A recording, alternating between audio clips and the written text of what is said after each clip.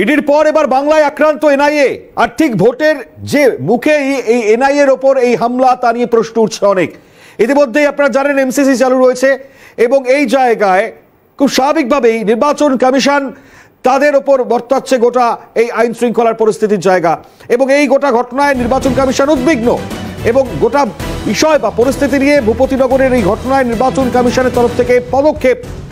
অবশ্যই এই মুহূর্তে দাঁড়িয়ে যে খবর আমরা পাচ্ছি, রায়ের ওপর হামলার ঘটনায় কমিশনে বৈঠক হচ্ছে এবং এই বৈঠক যা অবশ্যই তাৎপর্য রাখছে আইন শৃঙ্খলার পরিস্থিতি স্বাভাবিক করতে এই নির্দেশ। গোটা পরিস্থিতি নিয়ে যে উদ্বেগের জায়গাটা সেটা স্পষ্ট নির্দেশ বিশেষ পুলিশ অবজারভার যিনি রয়েছেন তাকে এই মুহূর্তে দেওয়া হচ্ছে। রাজ্যের ডিজির কাছে রিপোর্ট তলব করা হয়েছে নির্বাচন কমিশনের তরফ থেকে। অবশ্যই এই মুহূর্তে আরো বিস্তারিত আমরা জানবার চেষ্টা করবো। খালেদ জামাল রয়েছেন আমাদের প্রতিনিধি টেলিফোন লাইনে। খালেদ, নির্বাচন কমিশন উদ্বিগ্ন ভূপতিনগরের ঘটনায়, কি নির্দেশ দেওয়া হলো?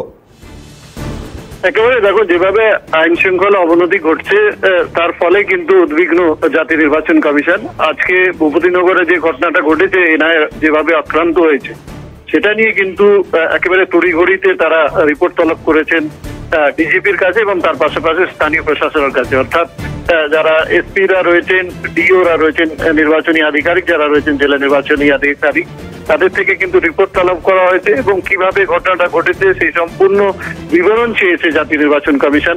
তার কারণ এই ধরনের ঘটনা যখন এমসিসি লাগু রয়েছে, রাজ্যে নির্বাচনী আচরণবিধি চলছে, সেই সময় এই ধরনের ঘটনা অনিবৃত্ত বলে মনে করছে জাতীয় নির্বাচন কমিশন এবং সেক্ষেত্রে বিস্তারিত রিপোর্ট ডিজির কাছে এবং তার পাশাপাশি স্থানীয় প্রশাসনের কাছ থেকে চেয়ে পাঠালো জাতীয় নির্বাচন কমিশন।